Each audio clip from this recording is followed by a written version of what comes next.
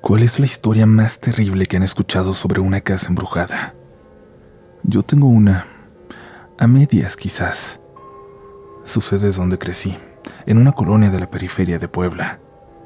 Al final de esta había una casa abandonada de la que se contaban muchas historias. Y es que nadie había sabido qué fue de la familia que la habitó. La abuela, mamá, papá y 2 hijos. Nadie los vio salir. Un día la casa simplemente empezó a lucir abandonada. Las luces no se volvieron a encender. La maleza empezó a cubrirla. Se convirtió en una casa que parecía salida de una película de terror, y por supuesto que se empezaron a inventar historias al respecto. Que la familia se veía llegando por las noches, todos vestidos de negro, que se escuchaban gritos que salían de ahí, que si pasabas por la madrugada jamás tenías que voltear, aunque escucharas algo, porque había voces que te hablaban desde dentro, intentando hacerte entrar. Fue mi primo Alexis que se armó un reto con sus amigos, todos más grandes que yo, pero todos aterrados de esa casa. Una noche lo retaron a entrar en ella, subir hasta el balcón principal y desde ahí asomarse para saludar a sus amigos. Envalentonado para quedar bien con las chicas del grupo, aceptó. Se dirigieron todos hasta ese lugar. Mi primo saltó la barda, quitó una madera de una de las ventanas y entró.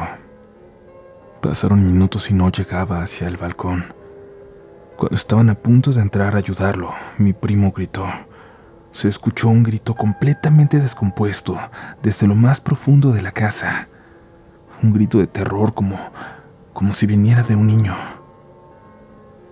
La policía entró a buscarlo luego de un par de horas, lo que tardaron en llegar.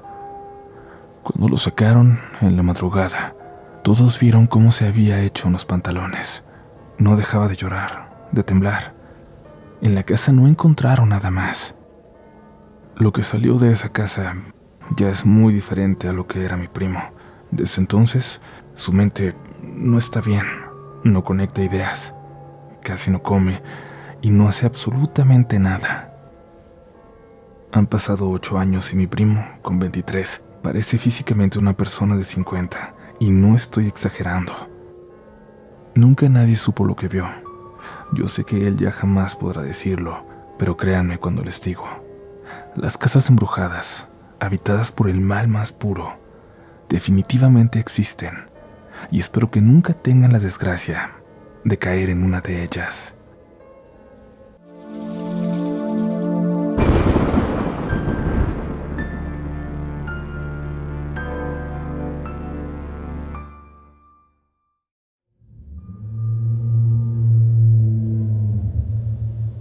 Muy buenas noches, comunidad. Como ya lo notaron por la historia con la que empezamos este episodio, el tema de esta noche serán las casas embrujadas, lugares donde se ha concentrado el mal, la actividad paranormal, las manifestaciones. Como siempre, me encantaría saber si ustedes creen en este tipo de lugares, en las posibilidades de que no sean personas, sino sitios en específico, los que guarden secretos sobrenaturales. Por lo pronto es hora de pedirles que se pongan cómodos, cómodas, porque ya están entrando en los siguientes relatos de la noche.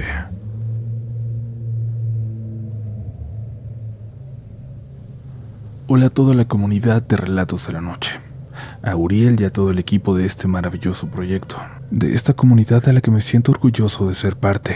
Mi nombre es Segundo Sarlangue y actualmente resido en un pequeño pueblo llamado La Prida, en la provincia de Buenos Aires, Argentina.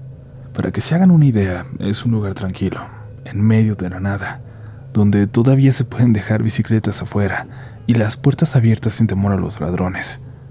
Aquí las personas no nos preocupamos tanto por las cosas materiales. En este pueblo viven algunos familiares míos, entre ellos mis tíos abuelos y mi abuelo, en una casa de campo a las afueras. Estas son las 2 razones principales por las que decidí mudarme a La Prida, además de las oportunidades de trabajo rural que ofrece. La Prida es un pueblo de campo, así que como podrán imaginar, muchas de las personas que viven aquí, la mayoría ancianos, siempre tienen alguna historia que contar sobre seres de la zona, o alguna bruja solitaria. Creo que en algún momento en el futuro, yo también terminaré como uno de sus abuelos, con muchas historias para contar a los jóvenes. Mi experiencia comenzó la semana en que me mudé, el miércoles 17 de julio de este año. Llegué en colectivo con poco equipaje, principalmente ropa y algunos objetos personales. Mi casa era un pequeño ranchito que había pertenecido a una pareja de porteños, quienes la compraron para escapar del bullicio de la capital. Uriel, llevo escuchando relatos de la noche desde hace 3 años, y no pude evitar recordar varias historias del canal en las cuales los dueños anteriores de una casa resultaron ser hechiceros o miembros de alguna secta. Y esto me generaba ciertas dudas y un poco de escalofríos, aunque esa inquietud desapareció el día en que compré la casa. Quizás por la alegría de estar cumpliendo mis sueños, o tal vez por algo más. Después de llegar al ranchito coloqué mis cosas en su lugar, organicé la ropa y limpié un poco. Luego me dispuse a hacer algunas compras en el pueblo para tener algo con que llenarme las tripas y acondicionar mi nueva casa. Fui a un almacén en la avenida principal, cerca de la plaza, que por suerte no estaba lejos de mi hogar. Me atendió una señora de unos 70 años aproximadamente, con quien me hice amigo en pocos días. La señora Nora, o Norita, como comencé a llamarla de cariño, era una de esas abuelitas que siempre tienen una sonrisa, que siempre te tratan bien y que conocen a todo el pueblo. Habrá sido en mi tercera o cuarta visita al almacén cuando le hablé por primera vez de mi vida, de mis hermanos, de mis padres, mi familia, la escuela y mi amor por el campo. Al final de la charla me ofreció una especie de servicio de delivery que estaba haciendo su nietecito Javier para juntar unos pesos y así poder pagar un pequeño viaje con su escuela. Encantado le dije que si necesitaba algo llamaría a su nieto, y entonces me pidió la dirección de mi casa. Vivo acá a la vuelta, en el ranchito al final de la calle Belgrano. Le dije, los porteños me la dejaron hace unos días. Norita, que estaba de espaldas buscando un papel para anotar mi dirección, se volteó lentamente para verme, y con una expresión de duda en el rostro y una sonrisa nerviosa me dijo, ¿podés repetirme dónde? Cuando le repetí la dirección, su expresión cambió a una de preocupación y algo de miedo, la verdad. Eso me desconcertó. Nunca había visto a esa viejita así. Por supuesto le pregunté que por qué ponía esa cara. Ahí vivían los Peña, los porteños, sí, los que te la vendieron a vos. Me comenzó a decir algo nerviosa. Le respondí que sí, y ella, casi sin dejarme terminar, se apresuró a contarme quién vivía antes ahí. Esa casa no fue siempre de ellos, ni la mandaron a hacer ellos. Tu ranchito es una de las casas más viejas del pueblo. Debe de tener al menos 90 años.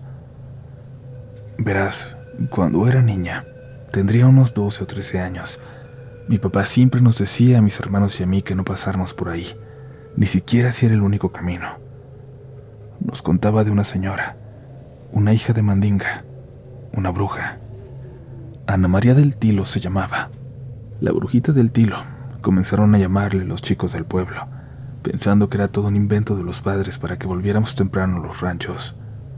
Nos contaban que a esa casa, como si fuese una orden, siempre acudía gente desconocida, que nadie sabía reconocer, todas encapuchadas y con largas túnicas negras, muchas de ellas rotas y en malas condiciones.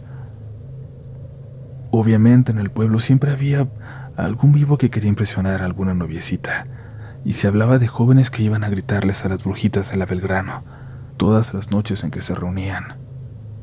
Uno de esos jóvenes era un amigo mío de la escuela, Josecito, quien una noche se animó a ir con un grupo de amigos. Él no gritó, pero sus compañeros sí. Para no hacértela larga, Josecito me dijo que su amigo desapareció. Simplemente se esfumó. En este momento, comunidad, pensé que Norita me estaba contando una historia para asustarme. No podía creer tales relatos, menos si se trataban de la casa que ahora yo habitaba. Pero ella siguió contando. En esa casa vivieron al menos 8 inquilinos. Todos ellos se mudaron de ahí. Quién sabe por qué o qué habrán visto. Muchos de ellos se fueron con lo poco que pudieron llevarse, otros con sus pijamas puestos. Hay uno a saber qué ocurre en las noches dentro de ese rancho, pero se dice entre los vecinos que durante la madrugada se escuchan todavía gritos de los pobres que en algún tiempo vivieron ahí, asustados por presencias de las que nunca hablaron. Y yo, terco como soy, le dije a la señora que no se preocupara, que si había algo lo iba a sacar de ahí, dejando que mi escepticismo prevaleciera sobre la razón. Y no fue esa noche, sino la siguiente cuando todo comenzó. Había estado trabajando todo el día, un trabajo duro que me dejó agotado. Al llegar a casa solo pensaba en lo bien que iba a dormir, pero cuando abrí la puerta, un aire frío y seco me golpeó en la cara, y eso me pareció raro, ya que aún no era la época más fría del año. Pensé que quizás había dejado una ventana o alguna persiana abierta, pero tras revisar toda la casa me di cuenta de que todo estaba cerrado, tal cual lo había dejado. Decidí dejarlo pasar, como una simple brisa, y me puse a preparar algo de comer. Mientras cocinaba encendí el pequeño televisor viejo que tenía sobre la mesada de la cocina para escuchar las noticias. En algún momento durante la transmisión, el sonido comenzó a distorsionarse y apareció una estática en la pantalla. La imagen se desvaneció, dejando las típicas manchas grises y negras de cuando la televisión se queda estática. Me sequé las manos y traté de arreglarlo moviendo las antenas. Ese televisor nunca había fallado hasta ese día. Mientras intentaba ajustar la señal, creí oír al periodista del programa decir algunas palabras. Creí distinguir un sonido. Mientras continuaba buscando la posición correcta de las antenas con la esperanza de solucionar el problema, de repente del televisor salió un...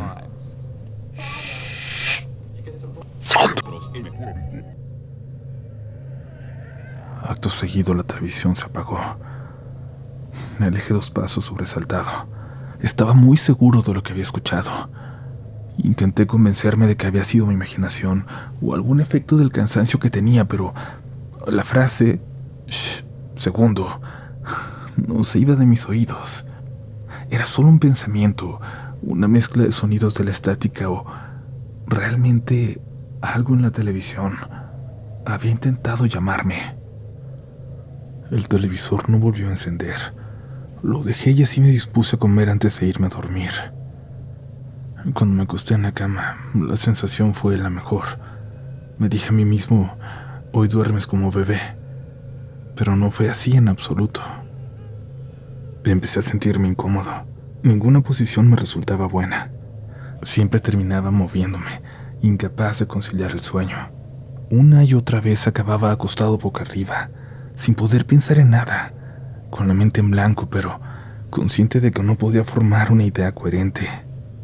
De repente, en uno de esos intentos por dormirme, me despertó abruptamente el sonido del canal de noticias en la televisión.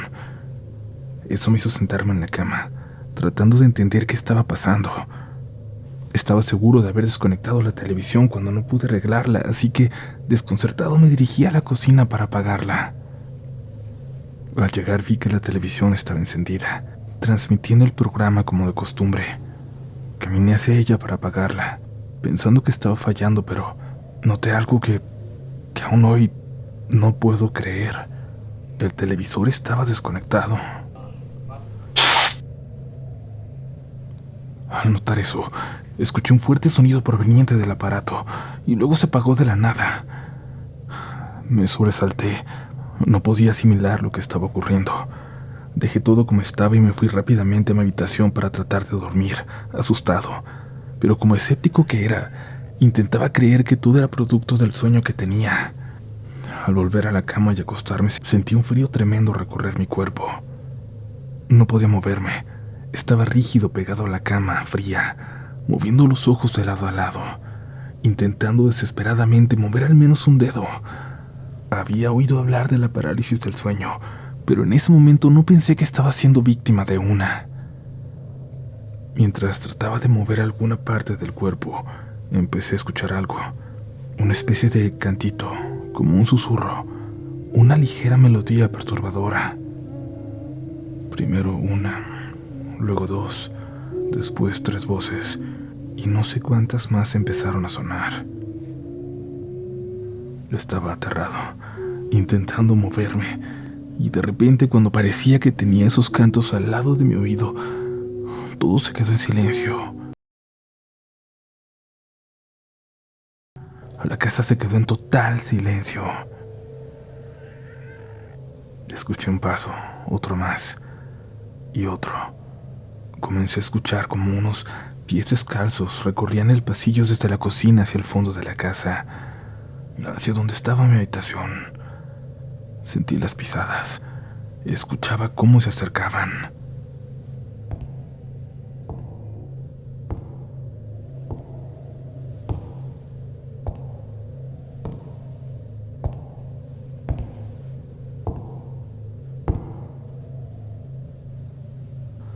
Moví mis ojos en dirección a la puerta que daba al pasillo, que podía ver solo de reojo.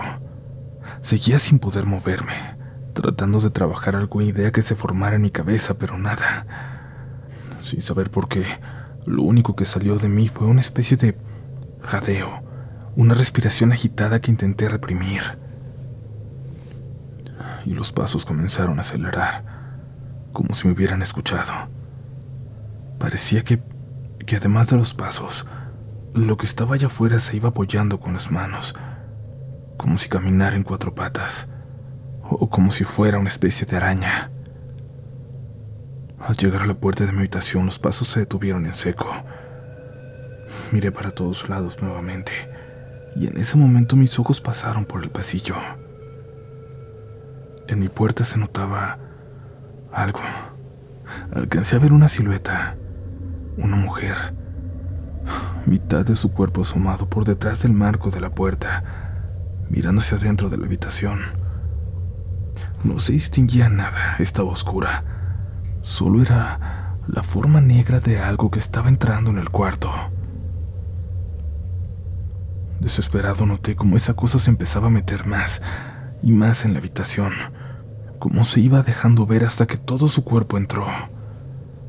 Cuando estuvo a escasos metros, pude notar que era una vieja, una horrenda vieja altísima, a pesar de la prominente curva de su espalda. Llevaba una manta que le cubría el cuerpo, de la cual se asomaban dos brazos huesudos y blancos que terminaban en dos manos en igual condición. Su pelo gris y sucio cubría partes de su cara, igual de podrida que sus extremidades.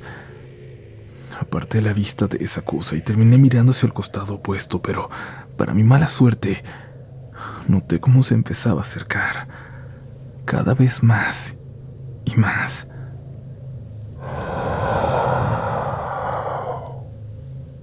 Sentí su respiración al lado mío. Mi oreja se puso fría. Estaba aterrorizado. No sabía qué hacer. Comencé a desesperarme más de lo que ya estaba. Esa cosa comenzó a decir algo. Empezó a balbucear palabras. Decía algo que no entendía y supuse que era algún tipo de rezo o algo así. En ese conjunto de palabras reconocí algo que me hizo reaccionar. Vas a venir conmigo. Seguido de más susurros, más rezos. Luego de escuchar eso, como si recién pudiese recordar todo, comencé a pensar en el Padre Nuestro, en el Ave María. Empecé a rezar como nunca antes, con mucha fe, con mucha intensidad. Cuando estaba terminando el rezo, cerré fuerte los ojos.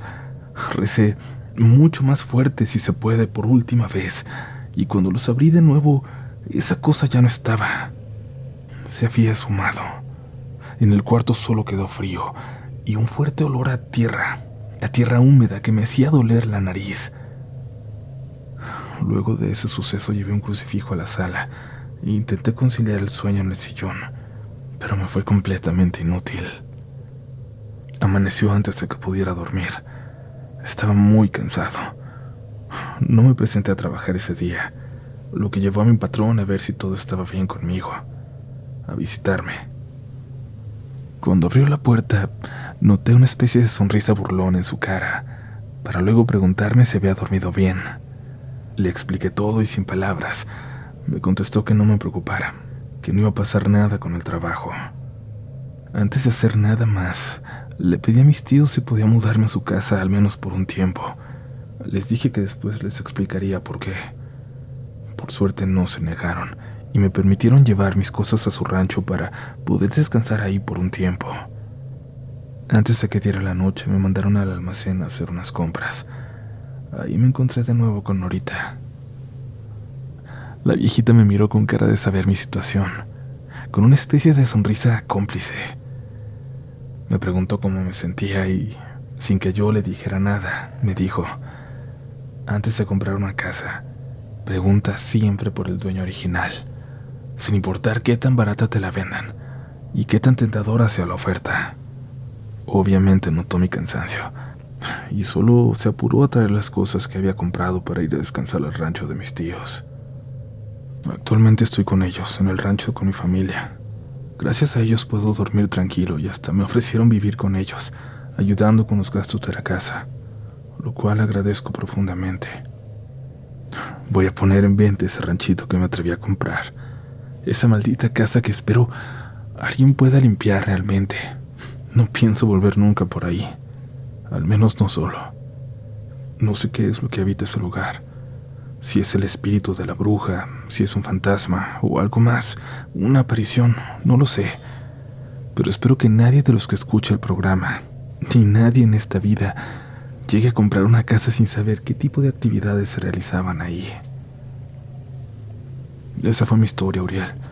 Bastante predecible, diría yo, bastante recurrente seguramente en tus correos, pero de verdad sucedió. Y espero que le echen un ojo y, si les interesa, poder compartirla con la comunidad. Sería una alegría y un alivio enorme para mí. Saludos desde el pueblo y muchas gracias por leerme.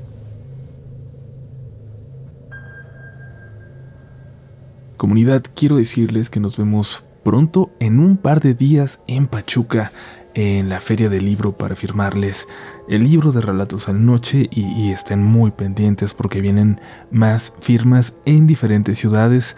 No dejen de seguirnos en nuestras redes sociales para que estén al tanto de todas, y si no tienen el libro aún, recuerden, siempre les dejo un enlace en la descripción del episodio. Pero bueno, sin perder más tiempo, sin hacer más anuncios, más comerciales, vamos a visitar una casa embrujada más. Continuamos con una última historia esta noche. Buenas noches, comunidad. Finalmente he reunido el valor suficiente para compartir mi relato con ustedes. He escuchado cada capítulo con la intención de encontrar experiencias similares y disipar las dudas que han surgido a lo largo de los años. Aunque he compartido mi historia con personas cercanas y amistades, siempre aparece algún comentario escéptico y la búsqueda de explicaciones lógicas que intentan justificar mi experiencia. Por un tiempo quise convencerme de que fue solo un evento desafortunado, pero gracias a que ustedes comparten sus historias, han fortalecido mi determinación y me han ayudado a descartar esos comentarios que, aunque inicialmente aliviaron mi miedo, no reflejan la realidad. Hoy les comparto mi experiencia, que aunque no considero muy aterradora, definitivamente es la que más me ha marcado. Mis encuentros anteriores con lo paranormal no habían representado un riesgo para mí, no pasaban de ser meros sustos. Sin embargo, esta historia es diferente. Les voy a explicar por qué. He tenido varias experiencias paranormales desde que tengo memoria. De niña mis juguetes se movían del lugar, veía sombras y hablaba con supuestos amigos imaginarios.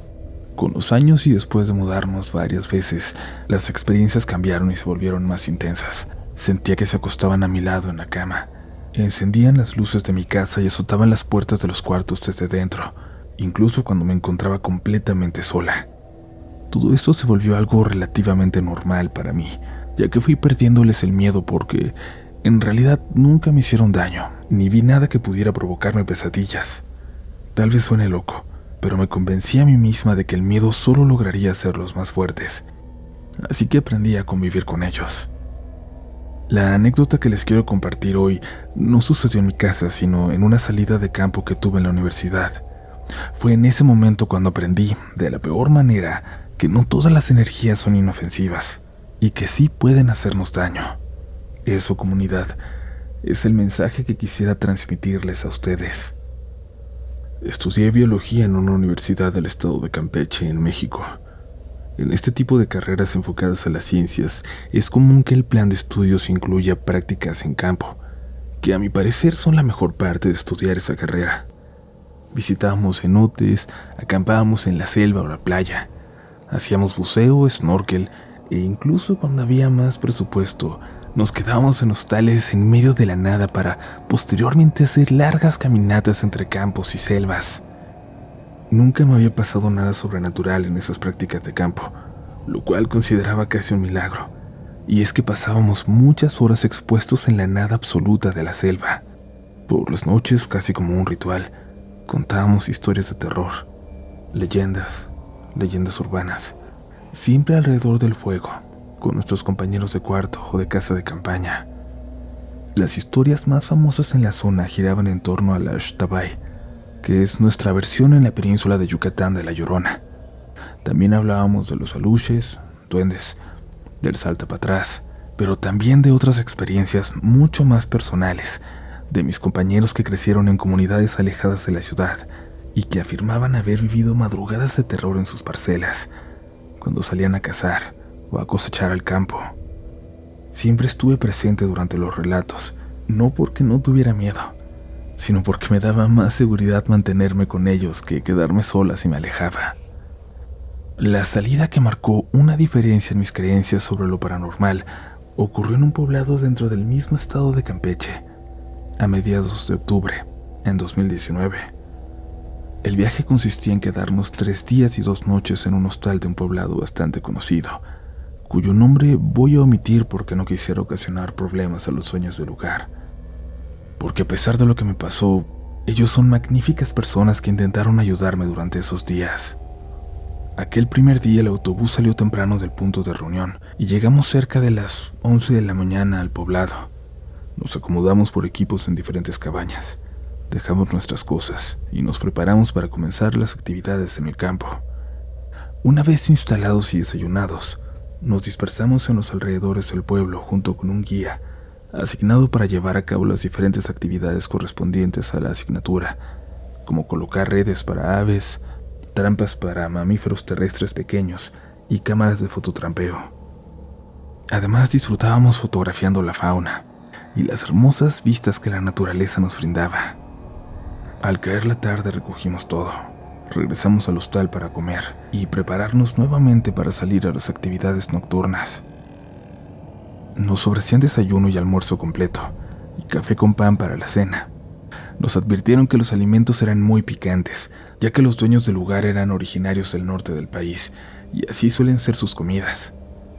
Como yo soy muy poco tolerante al picor, preferí llevar mis propias provisiones, aunque eso implicaba que me quedaría sola mientras mis compañeros comían, ya que el comedor se encontraba dentro de la casa de los dueños, a varios metros del conjunto de cabañas donde estábamos.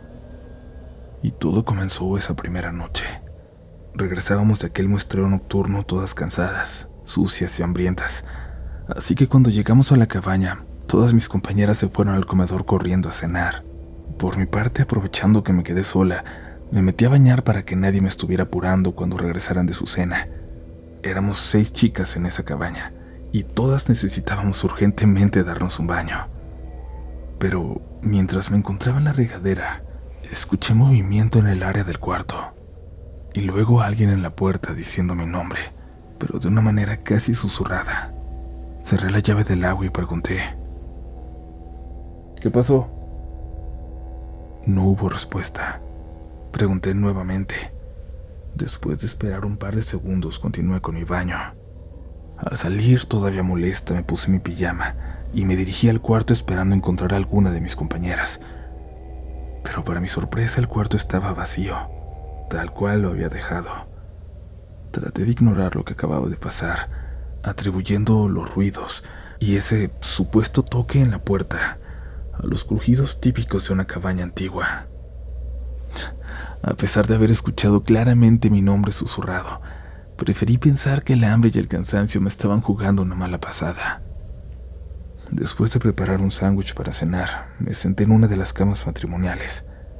De repente, empecé a sentir un frío inexplicable. Me levanté para revisar la ventana y el aire acondicionado, pero estaba cerrada. Estaba apagado. Terminé de cenar, me lavé los dientes y preparé mi saco de dormir. Habíamos decidido turnarnos para dormir en las camas, así que esa noche algunas de nosotras dormiríamos en sacos al lado de ellas. Elegí el rincón más alejado de la puerta de la cabaña entre la cama y la pared del baño. Aunque suelo sufrir de insomnio, en ese momento sentía que podría dormirme en cuanto mi cabeza tocara la almohada. Y así fue. En cuanto me acosté, me sumí en un sueño profundo. Sin embargo, fui despertada poco después por una de mis compañeras, quien me sacudió suavemente con el pie. Cuando abrí los ojos, pregunté enojada qué quería. Ella, con preocupación, me dijo que mi rostro estaba completamente rojo, como si tuviera fiebre, y que mi respiración era muy pesada. Al tocarme la cara me di cuenta de que estaba hirviendo. A pesar de sentirme exhausta, de repente me sobrevino una sensación de náuseas muy intensa. Apenas pude levantarme y correr al baño. Ahí vomité. Atribuimos mi malestar a una posible intoxicación alimentaria. Me lavé los dientes y volví a acostarme, esperando sentirme mejor al día siguiente. Pero aproximadamente a las 3 de la mañana me desperté de nuevo, por un frío muy intenso, pero no podía moverme, no podía ni hablar. Solo movía los ojos, reconociendo los síntomas de la parálisis del sueño. Sabía lo que era, sabía que solo se trataba de eso, así que intenté relajarme. Estaba contando mentalmente cuando escuché de nuevo: Valeria. El sonido provenía de mi lado izquierdo, donde solo había una pared que daba al baño. Inmediatamente el miedo me invadió. Moví los ojos buscando el origen del sonido, pero entonces sentí un dolor intenso en la boca del estómago, como si alguien me estuviera apretando mis entrañas con sus manos. El dolor fue tan agudo que me sacó de la parálisis, que me hizo levantarme de nuevo para vomitar. Y ya no recuerdo mucho más de esa noche, solo que desperté al amanecer en mi saco de dormir, con mis amigas muy preocupadas alrededor de mí. Decidieron informar al maestro sobre mi estado, creyendo todavía que estaba intoxicada.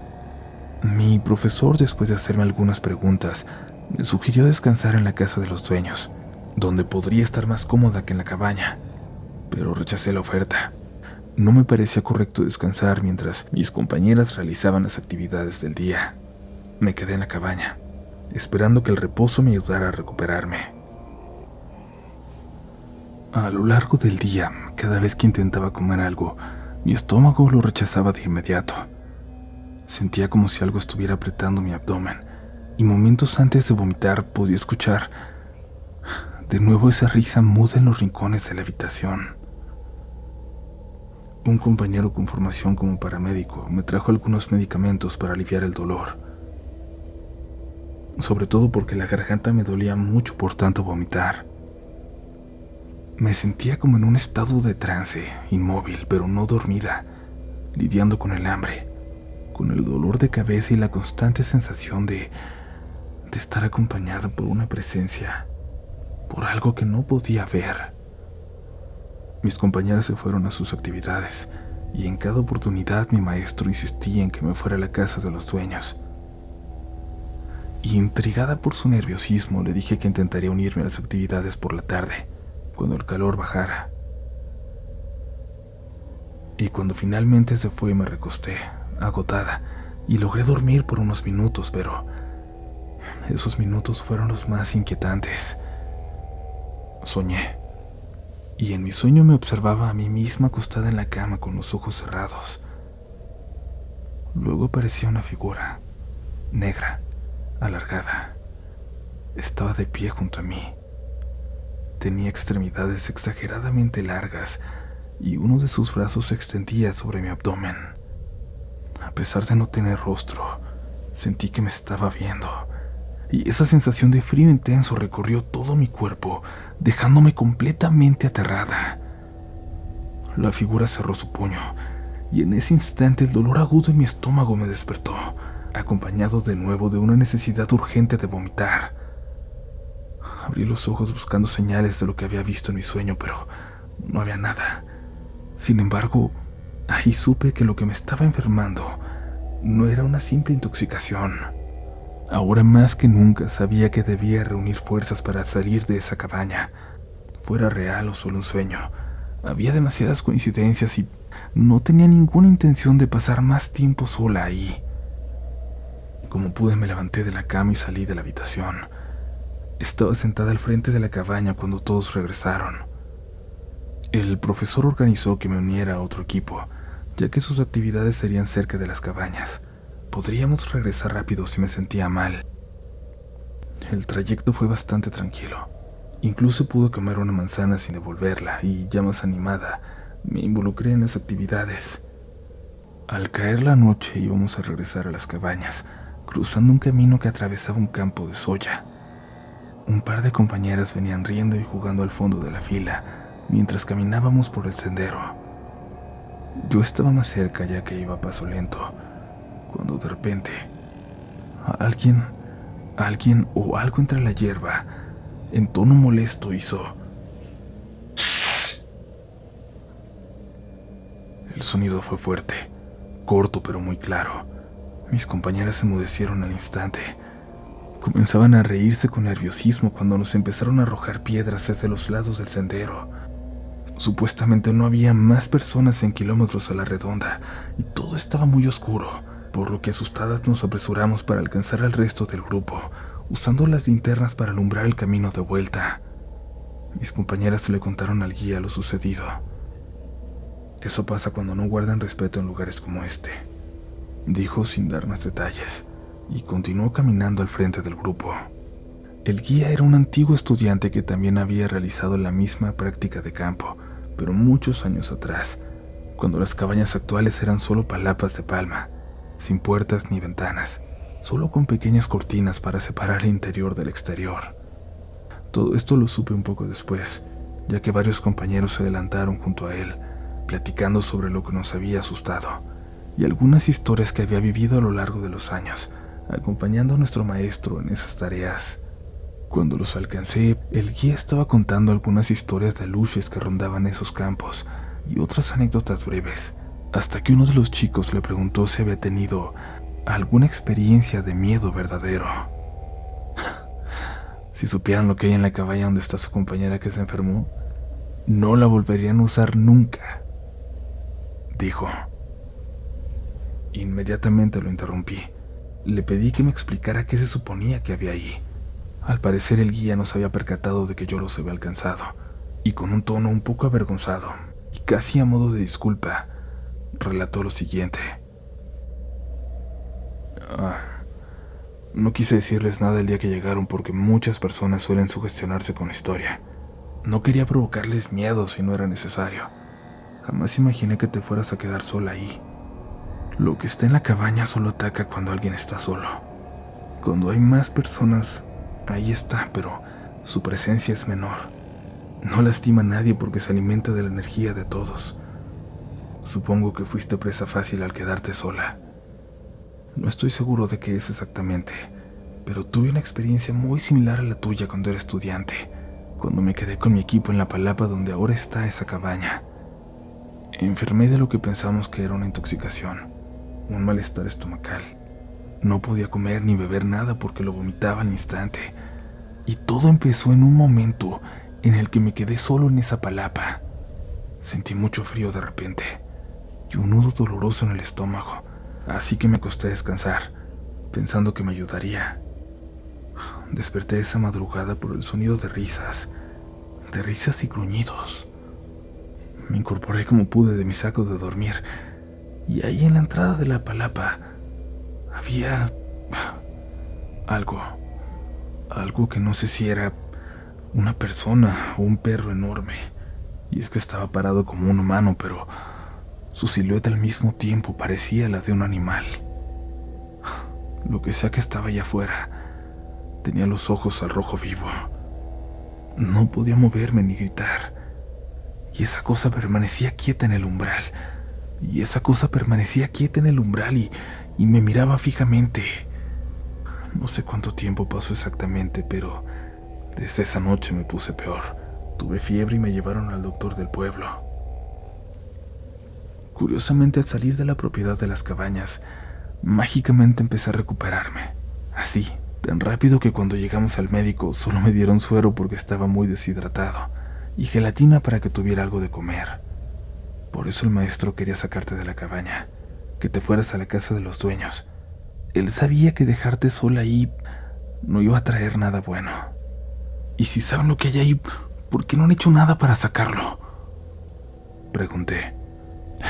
Es que algunos de los huéspedes que reciben son extranjeros. ¿Cómo te diré? Son muy aficionados a lo paranormal, como si vinieran buscando esas experiencias. Supongo que por eso a los dueños no les conviene deshacerse de eso. Definitivamente debí advertirles, al menos por precaución. Algunas personas no sienten nada al quedarse, pero si tienes sensibilidad a esas cosas, la pasas muy mal. Lo lamento de verdad. Ahora que lleguemos, no entres al cuarto. Espera a tus compañeras para entrar. Eso va a ayudar, que no estés sola, me dijo, y por precaución seguí su recomendación. Esperé en el pórtico de la cabaña que regresaran mis compañeras. Esta vez fui con ellas al comedor y los dueños me prepararon un atole de arroz solo para mí, ya que tenía todo el día sin comer. Les agradecí mucho por el gesto, pero una parte de mí estaba algo enojada por toda la situación. Cenamos y desde ese momento no me dejaron sola. Esa noche me tocó dormir en la cama, así que me arrimé a un rincón en medio de mis amigas y me quedé dormida escuchándolas. Yo les relaté lo del susto en el campo, pero no les conté lo que me dijo el guía, por la misma razón por la que él omitió compartirlo con nosotras al principio, para evitar la sugestión, para evitar miedos innecesarios. Era de madrugada cuando me desperté por el frío. Me encontraba en la cama en posición fetal cuando abrí los ojos. Al querer estirarme, mis pies toparon con un bulto en la parte baja de la cama. Lentamente me incorporé, y con el miedo latente de lo que podría encontrar ahí, sentado a mis pies, me atreví a mirar. Una de las chicas que se había quedado en un saco de dormir estaba acostada a lo ancho de las camas juntas, bajo nuestros pies.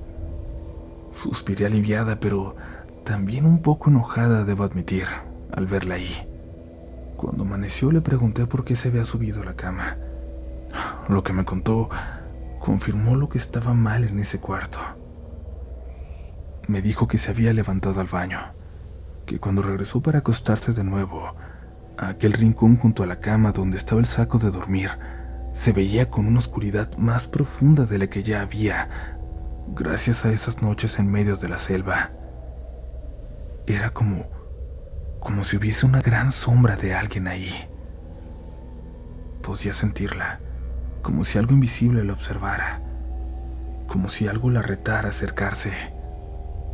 No se atrevió a acostarse de nuevo, así que se subió a la cama con nosotras.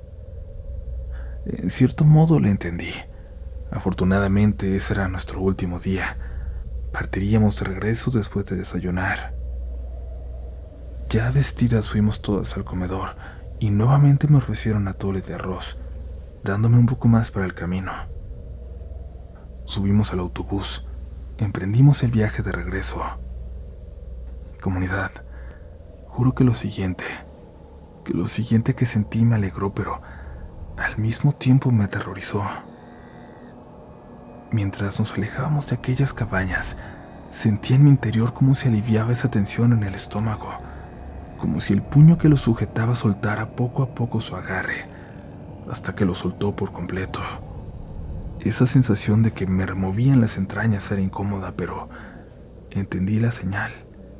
Me estaba alejando de aquello que me tenía enferma. Ya podía estar tranquila. Regresé a casa justo como me fui. Al menos eso creía. Cuando conté en la casa lo que me había pasado, tomaron sus propias medidas de protección. Una de mis tías, que se considera una bruja blanca, me hizo una limpia usando el agua de un tarro de vidrio que tenía con diferentes plantas.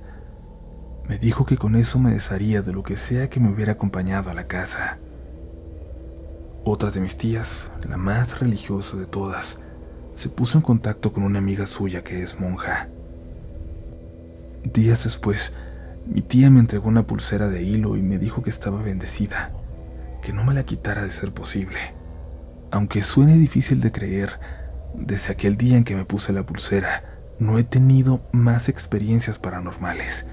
Es como si todo el temor desapareciera y todas las energías se hubieran bloqueado. Incluso tiempo después, durante la pandemia, estuve viviendo solo en aquella casa donde siempre había estado rodeada de familia y nunca me sentí sola o inquieta. Cuento esto como algo que me ocurrió hace muchos años, y aunque nunca he querido comprobar qué va a pasar cuando me quite la pulsera, prefiero no hacerlo. Prefiero continuar viviendo en paz. La cabaña aún sigue recibiendo estudiantes, pero gracias a Dios ya no soy parte de esas prácticas de campo. Como escribí al principio, pueden creerlo o no, pero lo cierto es que fue una experiencia real, aterradora, que me hizo valorar ciertas costumbres que tenemos en nuestra familia. Después de todo y tras lo vivido, he llegado a la conclusión de que nuestra fe en la protección nos ha mantenido a salvo, y hasta ahora no pienso arriesgarme a comprobar si estoy en lo correcto o no.